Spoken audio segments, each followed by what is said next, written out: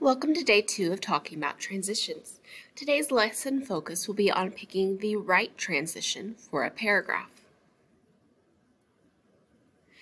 Our lesson goal is that I will be able to recognize the most common transition words or phrases and understand the purpose of a transitional phrase. As a review, a transition word or transitional phrase is a word or set of words that helps you connect or transition from one sentence or paragraph to the next. Transitional phrases connect two different sentences or ideas in a paragraph or an essay. You pick the transition based on how the two ideas are related. If a transition starts the sentence, you need a comma after the phrase. So let's take another look at our handy-dandy transition chart. We have a couple of different categories. We have transitions for adding information or giving examples. We have transitions for comparing and contrasting. We have transitions for putting things in order. We have transitions for cause and effect. And we have transitions for conclusions. These are the exact same signal words that you see in reading whenever the author is trying to show you how their ideas are developed. So we've talked about these in reading. You've used them in your draft. Hopefully you should be an expert by now. But let's go ahead and let's practice picking the right type of transition for any given paragraph. So there are lots of paragraphs that could go in the blank for this particular sentence, but what's one of them? In order to decide, you're probably going to need to figure out what type of transition you need. So I'm going to switch my pointer over. I'm going to switch it to the pen. And I'm going to switch it to purple just because I like purple. So the paragraph says, a job building things with Lego bricks sounds like a dream that couldn't be real. Blank, it is real for Sean Kenny. He's turned his hobby into a job. For more than 15 years, Kenny has made masterpieces using Lego bricks. His art has been shown at museums and zoos around the world. So I need to look at the two sentences on either side of my blank, where my transition word would go, because those are the two sentences I'm trying to connect. It says, a job building things with Lego bricks sounds like a dream that couldn't be real. Blank, it is real for Sean Kenny. Well, so in my first sentence, I'm saying that it sounds like it can't be real. In my second sentence, I'm saying that it is real. Those are two contrasting ideas. It sounds like it can't be real, but it is. So I need a compare-contrast word to go in this blank. And again, y'all will have to forgive my handwriting with the mouse. But I need a comparing and contrasting word. I think that the word I want to use, if I go back to my chart, I'm going to use nevertheless.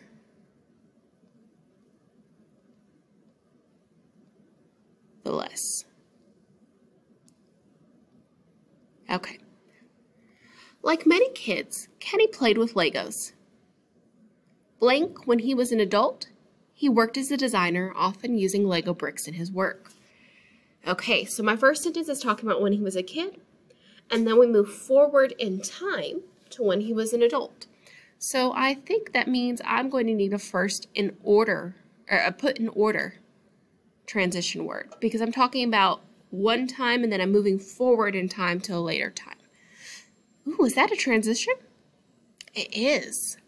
So this is a time or an order word, but I'm just going to write time. Like many kids, Kenny played with Legos. Later,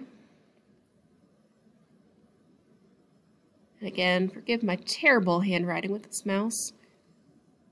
Later, when he was an adult, he worked as a designer. One sculpture can take thousands of bricks and months of work to complete. Kenny glues every brick together as if he is making a brick wall. Blank, a lion took 474 hours and 48,248 bricks to build. I'm going to give you a second to think about this one. I've shown you two examples. What type of transition word do we need? what type of transition word do we need?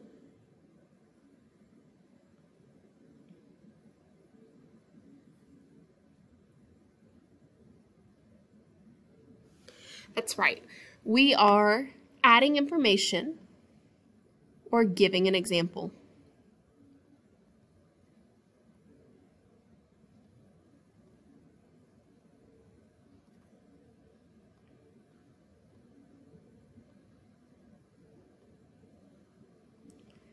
Okay, so if we're adding information or giving an example, then I need in the blank to pick one of the words for adding information or giving an example.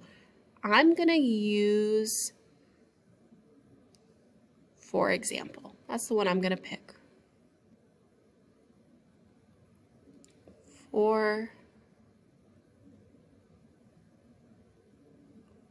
example.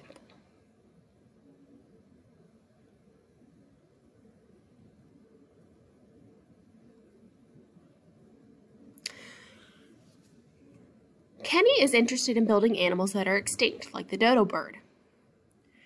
It went extinct or died out in the 1680s. Blank, he uses endangered animals, which are animals that are at risk of dying out. So it's talking in the first sentence about he builds animals that are extinct, and then in the second sentence it talks about he builds animals that are almost extinct.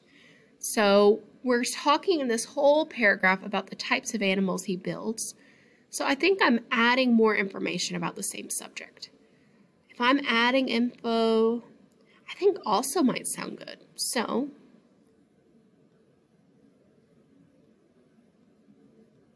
hey, this word's almost readable. And then underneath, I'm going to write what type of transition I need. So it's an add info.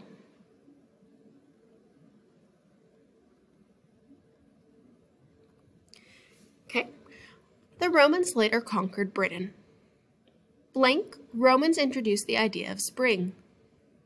It was called vir in the Latin language spoken by Romans. Autumn or autumnus, however you say that in Latin, I really don't know. Autumn or autumnus in Latin was also introduced. So it's talking about the Romans conquered Britain. When the Romans conquered Britain, it was they introduced the idea of spring. So I think I really have two different categories that I could pick from. It's either put in order, so they conquered Britain and then maybe next they introduced the idea of spring, or it's a cause and effect. They conquered Britain and consequently, I could see either one, but I don't necessarily think they conquered Britain just to introduce the idea of spring. So let's do a put in order. So the Romans later conquered Britain. Next, and this is a time order word. Next, Romans introduced the idea of spring. Okay, I've got two blanks for this one. Vir has not disappeared entirely. A popular adjective for spring is vernal. Blank, March 20 is known as the vernal equinox. Some plants, such as artichokes, need to be vernalized. This means that they are exposed to a period of cold temperatures necessary for them to flower. Finally, there's vernation. That is the arrangement of plant leaves in a bud. The coil of a fiddlehead fern, for example, is cernate vernation. Blank, many words we still use are based on vir. So in the last paragraph, it was talking about how vir was the Latin word for spring. Here it's talking about how we still use that root word vir in different words related to spring in English. So vir has not disappeared entirely. A popular adjective for spring is called vernal.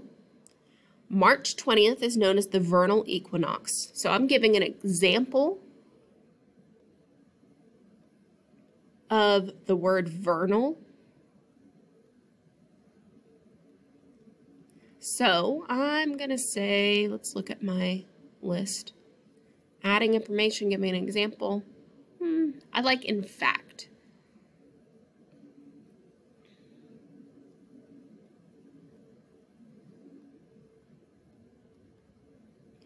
In fact, March 20th is known as the vernal equinox. Then down here, this whole paragraph is about different words where we see that root word vir or ver. And they finish the paragraph by saying many words we still use are based on vir. Well, if you're finishing the paragraph, then that is a conclusion.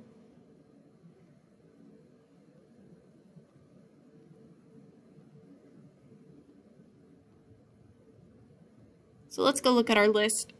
What are our concluding transition words?